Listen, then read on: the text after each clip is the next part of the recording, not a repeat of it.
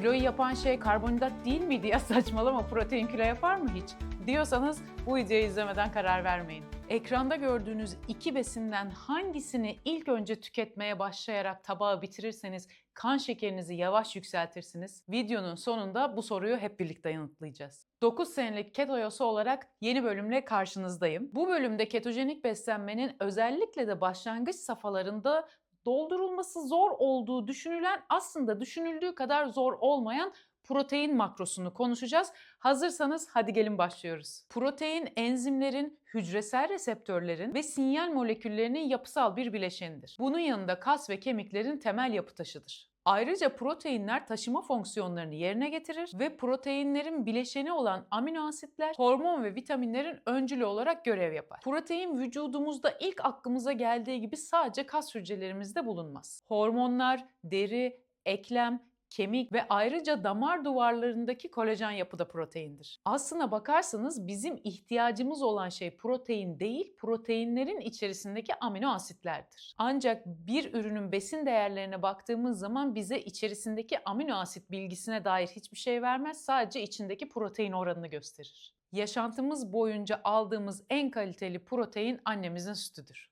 Hayatımızın geri kalanında ise yumurta, et, süt, balık gibi hayvansal proteinlerle yaşantımızı devam ettiririz. Eğer kişi vegan tarzı bir beslenmeye sahipse protein ihtiyacını hayvansal gıdalardan değil, bitkisel kısımdan karşılar. Hayvansal proteinler ile bitkisel proteinler arasındaki fark şudur: temelde içerisinde bulunan 8 tane amino asit değerinden bazıları bitkisel olanlarda düşüktür. Örneğin lösin, lizin ve metiyonin gibi.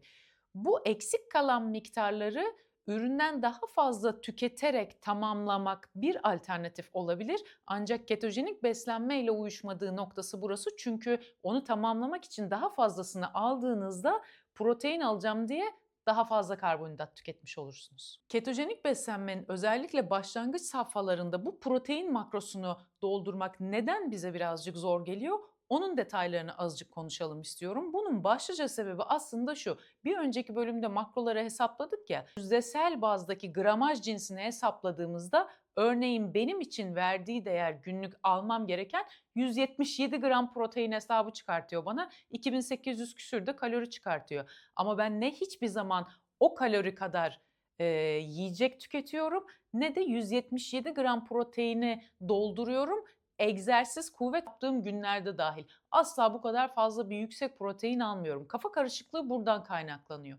Makrolarımız ve o hesaplama elbette ki çok önemli, ancak bu bizim için her zaman bir kılavuz niteliğinde olmalı. Günlük hayatımızda, realitede yaptığımız spora, yaşam tarzımıza, hareketliliğimize göre onun ince ayarını biz kendimiz yapmalıyız. İlk başta oradaki makroya hesap ettiğinizde çıkan gramaj miktarı insanın gözünü korkutuyor. Neden? Çünkü kişi şöyle düşünüyor. İlk başta da aklımıza hayvansal proteinler geliyor ya. Ben o kadar eti nasıl yiyeceğim? Zaten kadınlar, genelleme yapıyorum burada, istisnalar kaideyi bozmaz, çok fazla etçil değiliz biz. Ya erkekler daha fazla et tüketimine yatkın. Biz daha çok sebze, değil mi? Erkekler de sebzeden çok fazla hoşlanmıyor genel olarak. Dolayısıyla orada çıkan 150 gram, 160 gram makroyu görünce ben o kadar et yiyemem deniliyor. O zaman ne oluyor? Kas kaybı yaşamayayım ben, bari bu eksikliği protein tozlarından gidereyim, temiz içerikli bir protein tozu alayım araştırmasına giriliyor. Ketojenik diyet dayanışma sayfasında bu konuyla ilgili çok fazla yazışmalar görüyorum. Detaylarını şimdi anlatıyorum, ancak başlangıçta şunu söyleyeyim. Lütfen böyle bir tedirginliğe kapılmayın. Orada yazan gramaj olarak tam gramaj miktarını doldurmasanız da kas kaybı yaşamazsınız. Hele ki egzersiz yapmıyorsanız, spor yapmıyorsanız protein tozunu komple unutun ketojenik beslenmede. Hiç gerek yok, anlatıyorum. Akla ilk gelen, acaba ben bu eksikliği protein tozuyla mı doldursam diye düşünülen kısımdaki şu protein tozlarını birazcık inceleyelim. Zamanında piyasadaki tüm markaları, etiketlerini, içeriklerini hepsini inceledim. İncelemediğim marka kalmadı. Yani ciddi bir mesai harcadım buna. Şunu söyleyeyim, hiçbir tanesi şu kapıdan içeri giremez. Asla kullanmam. Gerek de yok, ihtiyacım da yok. Bununla birlikte bir marka var. Ketojenik beslenmeye uygun tatlandırıcı kullanıyor içerisinde, stevia kullanıyor. Biliyorsunuz ki biz stevia ve eritritolü ketojenik beslenmede tüketebiliyoruz. Ancak altını çizmek istiyorum burada. Eritritol ve stevia ile yaptığımız bazı tatlılar, çörektir vesaire biz bunları her zaman tüketmiyoruz ki. Yani günlük yaşantımızın içinde yok. Atıyorum bir 400 gramlık eritritol alıyorum ben mesela. Bir sene gidiyor bana. Yani 40 yılda bir birinin doğum günü olacak giderken bir pasta yapacağım ben de yiyeyim diye. Ya da kendi doğum günlerimde kendi pastamı kendim yapıyorum. O zaman kullanıyorum. Onun haricinde hayatımın hiçbir alanında şeker zaten yok. Bu tatlandırıcıları da devamlı almıyorum. Neden? Temiz keto yapmaya çalıştığım için. Eğer ki egzersiz yaptığım günlerdeki makrom eksik kalırsa ki genellikle ben zaten günde 7-8 tane yumurta yiyorum. En az tükettiğim zamanlarda 5 tane yiyorum. Ama eksik kaldığını düşündüğüm noktada veyahut da ihtiyacım varsa yapacağım egzersiz türüne göre bezelye tozu proteini kullanıyorum. Sıfır katkı, içinde hiçbir şey yok, tadı da leş gibi. Ya çok kötü bir tadı var.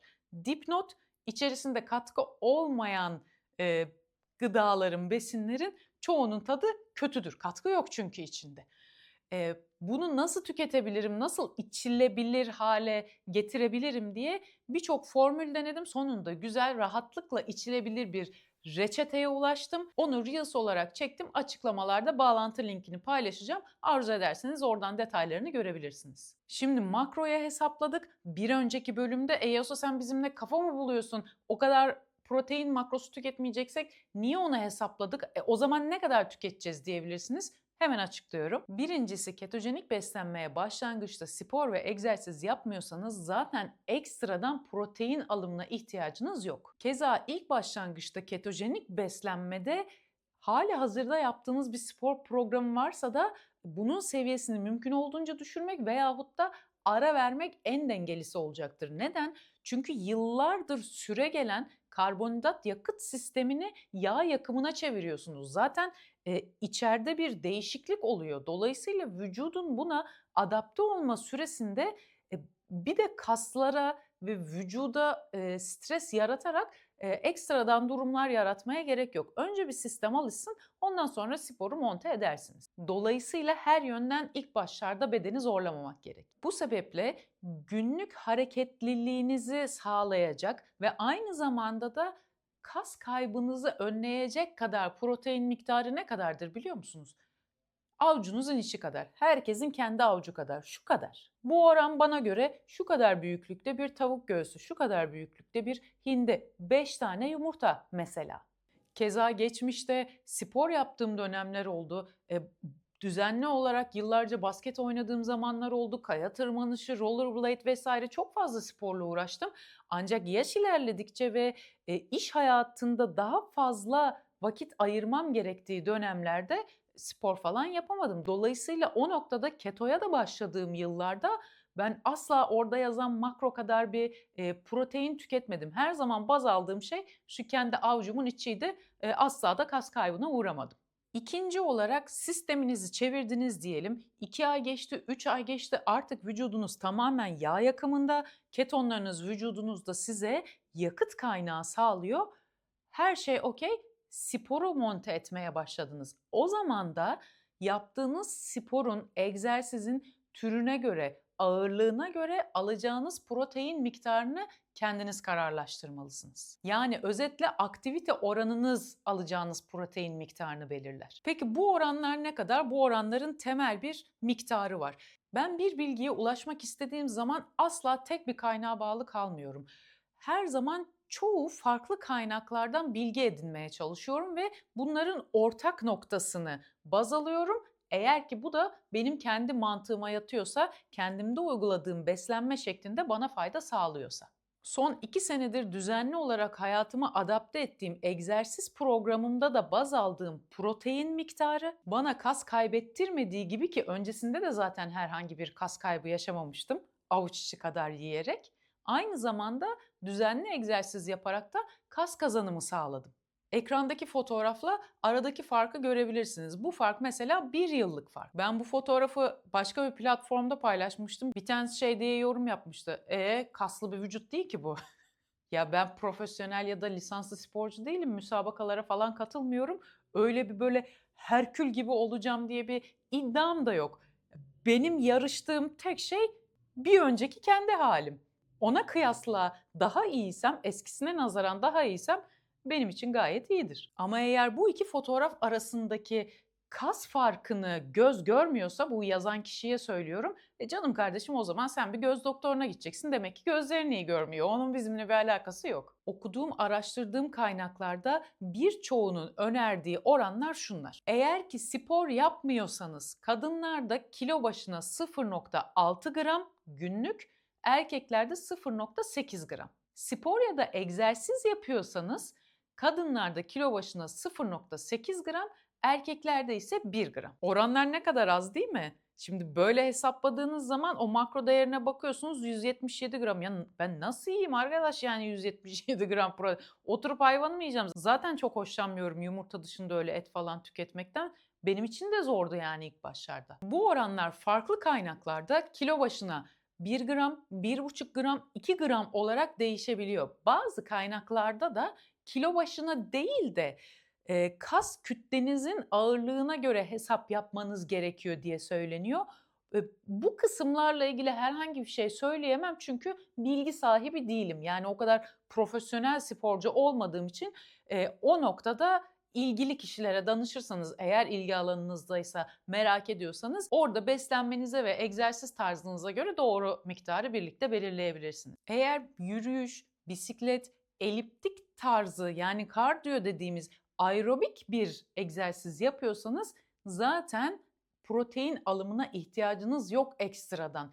Vücudunuzun yağ yakımı size saatlerce enerji verecektir. Saatlerce bisiklet sürebilirsiniz örneğin. Ancak kuvvet antrenmanı yapıyorsanız, yani ağırlık kaldırıyorsanız, güç patlamasına ihtiyacınız varsa orada glikojen depolarınızın dolu olması gerekiyor. Çünkü kaslar o glikojen depolarındaki glikojeni, şekeri başka hiçbir şeye bırakmıyor. Onunla çalışacağım ben diyor. Bütün glikojeni ben çekeceğim diyor. Kendi yaptığımı söyleyeyim örnek teşkil etmesi adına. Ben 1,74 boyundayım. 60 kiloyum. Haftanın 6 günü 1 ila 1 saat 15 dakika civarında direnç egzersizi yapıyorum. Ağırlık kaldırıyorum. Kuvvet antrenmanı yapıyorum. Ve bunu yaptığım günlerde de ortalama tükettiğim protein miktarı en fazla 120-130 gram kadar tüketiyorum. Bunun sebeplerini ileriki bölümlerde çekeceğim keto ve spor bölümünde detaylı olarak anlatacağım. Keza kas gelişimi için gerekli olan, kas kütlesini arttırmak için gerekli olan basit ve kompleks karbonhidratları tüketmeden ilerliyorum. Bununla ilgili doğrudur ya da yanlıştır diye veyahut da tavsiye mahiyetinde hiçbir şey söylemiyorum. Ben sadece kendi tecrübelerimi ve yaptıklarımı paylaşıyorum. Özetle egzersiz yaptığım günlerde dahi o makro hesaplamasında bana verdiği 177 gram miktarını asla görmüyorum, tüketmiyorum, ihtiyacım olduğunu da düşünmüyorum. Peki neden? Vücudun ihtiyacından fazla protein tüketilirse eğer, böbrekler kandan daha fazla azot atık ürünü çıkarmakla görevlendirilir. Bu ilave stres ise halihazırda bir böbrek hastalığınız varsa böbreğin fonksiyonunu daha da kötüleştirebilir. Birinci bölümde de bahsettiğim üzere bedenimizin ihtiyacı olan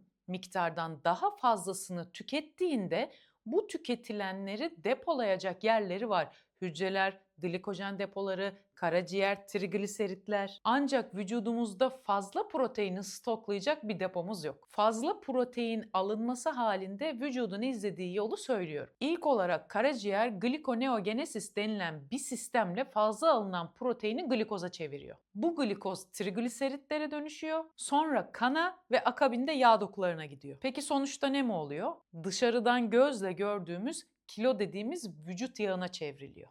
Vücut aynı alkole yaptığı muameleyi yapıyor proteine ve glikoneogenesis sistemiyle glikoza çeviriyor. Bu glikoneogenesis sistemini, bunu da ayrı bir bölümde izah edeceğim. Acayip bir sistem. Mesela yeni başlamak isteyenlerle, merak eden, soru soranlarla sohbet ettiğim zaman özellikle erkeklerden ilk başta şunu duyuyorum. Aa, protein serbest mi? Ben yerim o zaman ya. Ben sabah akşam protein yerim ya. Dur, sakin ol. Hayır, öyle bir şey değil ketojenik beslenme. Ketojenik beslenme yağ ağırlıklı bir beslenme. Böyle etleri sürekli gömdüğümüz, mangal başında vakit geçirdiğimiz bir beslenme şekli değil. Ara sıra bazı kaçaklar oluyor. Eksik bilgi sebebiyle veyahut da gözümüzden bir şeyleri kaçırıyoruz. İşte bu fazla protein tüketimi de bunlardan bir tanesi. Diyor ki ketojenik besleniyorum, ketosisteyim, ketonlarımı da ölçtüm vesaire. Her şey tamam dört dörtlük. Ya kilo veremediğim gibi bir de kilo alıyorum diyor. E O kadar protein tüketirsen alırsın tabii işte. Çok yemeyeceksin. Ya da yediğini yakacaksın. Yani stoklayacak depo yok vücutta çünkü. Mesela Amerika'da özellikle kırsal kesimlerde ben 25 tane eyalette bulundum ama ağırlıklı olarak orta kısımlarda işte o Tennessee bölgesi vesaire kırsallarda ya obezite patlamış durumda. Neden? Çünkü çoğunluğunun beslenme alışkanlığı karbonhidrat artık almış başını gitmiş, hareketsiz yaşam tarzı, sağlıklı yağlar tüketmek yerine zararlı yağları tüketmek artı bizde de olduğu gibi atasporu sürekli bir mangal. Ete ulaşmak Türkiye ekonomisinde olduğu gibi zor da değil. Adam gidip rahat rahat alabiliyor. Burada ne kadar oldu etin kilosu? Herkes rahat rahat alamıyor ki. Dolayısıyla fazla et tüketimiyle birlikte bu sağlıksız beslenmede eklenince işte obezitede patlama görülüyor. Bir sabah Walmart'a gittim, yanıma bir şey almayı unutmuşum. Girişinde de bir tane McDonald's var. Sabah saat 8 ya, 8 saat. Ya McDonald's böyle ya. Tennessee bölgesi bu bahsettiğim yer. Ya gördüğüm şey tabii çok seyahat ettiğiniz zaman böyle görsel hafızamda o kadar fazla şey var ki, o kadar fazla hikaye var ki. Söylüyorum bak McDonald's'ta oturmuş kadın ya öyle bir obez ki 2 tane sandalyeyi yan yana koy çünkü popo sığmamış. Yani tek bir sandalyeye oturamamış. Poponun bir lobunu bir sandalyeye koymuş, diğer lobunu diğer sandalyeye koymuş. Ancak öyle oturabiliyor. Bak trajikomik. Ve bu sahnede önünde böyle gömülmüş hamburgerleri yiyor. Böyle de galonla kola var yanında. Ya da iç hat uçuşlarında uçanlar bilirler. Daracık böyle kabinleri çok kötü yani. Kolçaklar kola ya oturduğunuz koltuğa kolçağı var değil mi? Ya ben kolumu koyuyorum oraya yani. Ya adam yanını koyuyor ya. Ya öyle bir e, fazlalık, yağ fazlalığı var ki yemin ediyorum görünce üzülüyordum ya. Diyordum ki ya insan eğilip ayakkabısını bağlayamaz ya. Kişisel ihtiyaçlarını gideremezsin yani. Ya çok üzülüyordum, çok kötü. Ama pompalanıyor işte böyle, yiyorlar da. Amerika hikayelerinden hemen tekrardan konumuza dönelim. Yanılgılardan bir tanesi de şu. Günlük diyelim ki bir kişinin alması gereken protein miktarı 100 gram. Bunun karşılığında 100 gram et tartıp o protein miktarını doldurduğunu zannediyor. Halbuki o 100 gramlık etin içerisindeki protein miktarı 26 gram. Yani 100 gram değil. Geri kalan miktarda yağ ve su. Burada da bir hata yapılıyor protein hesaplamasında zaman zaman. Ketojenik beslenmeye yeni başlayanlar için söylüyorum. Hesapladığınız makro değerlerindeki çıkan protein gramajından ziyade kendi avuç içinizi baz alırsanız işinizi kolaylaştırırsınız. Ketojenik beslenme deliler gibi protein tüketmek zorunda olduğumuz bir beslenme şekli değildir. Son derece pratik ve basittir. Eyvah bu makroyu ben şimdi nasıl dolduracağım diye hiç tedirgin olmayın. Tüm bunlara ilave olarak alternatif protein kaynaklarını da ketojenik beslenmede tüketebileceğimizi unutmayalım. Aklımıza ilk başta evet et, balık, tavuk vesaire geliyor ama sadece bunlar değil ki protein kaynakları. Örneğin olgunlaştırılmış peynirler, olgunlaştırılmış Kars kaşarı mesela. Ne kadar yüksek protein. Badem, ceviz, fındık, tohumlar, kabak çekirdeği mesela. Kabak çekirdeği de mi var ketoda? Var tabii oturup çıtır çıtır yersiniz. Mis gibi hem de magnezyum kaynağı. Protein de var. Yoğurdun karbonhidrat miktarı yüksektir. Dikkatli tüketirseniz makrolar dahilinde tüketilebilir ev yoğurdu ancak. Yani dışarıdan aldığınız buzdolabına koyup bir ay kullanmadığınız kapağını açtığınızda yine bozulmadığını gördüğünüz içerisi katkı kaynayan yoğurtlar değil. Evde mayaladığınız A2 kazeinle mayaladığınız özellikle sütü ayrı bir bölümde konuşacağız. A1 kazein, A2 kazein nedir? Süt bizim için sağlıklı değildir. Süt çocuklar için de sağlıklı değildir. Hadi bakalım yeni bir tartışma konusu. Şimdi buna da yazan olur. Ya saçmalama ya falan diye böyle bana saçmalama diyen farklı farklı saçmalıklarla yorumlar yapabiliyor zaman zaman. Başlarken hatırlarsanız bir soru sormuştum. Salata ve proteini tekrardan bir hatırlayalım. Ketojenik beslenmede bizim amacımız hem az miktarda günde 2 veya 3 kere kan şekerimizi ve insülinimizi yükseltmek, yükselttiğimiz zaman da hızlı bir şekilde değil, sakin bir şekilde yükseltmekti ya. Dolayısıyla yediğimiz şeyleri, tükettiğimiz besinleri bu sisteme göre ayarlıyoruz. Peki hadi bunun da bir tık ötesine gidelim. Yani zaten yediğimiz tabak keto. Yani bir protein var, bir de salata var. Hiçbir sorun yok. Hangisini daha önce yersek kan şekerimizi daha yavaş yükseltiriz? Protein mi, salata mı? Eğer önce salatadan yemeye başlar, proteini sonradan tüketirseniz kan şekerinizi tam tersine nazaran daha yavaş yükseltirsiniz. Sizlere ayarında protein tükettiğiniz proteinin de tamamını yakabildiğiniz güzel bir gün diliyorum. Haftaya görüşmek üzere, kendinize iyi bakın, hoşça kalın. Sen bana mı bakıyorsun? Hoşça kalın.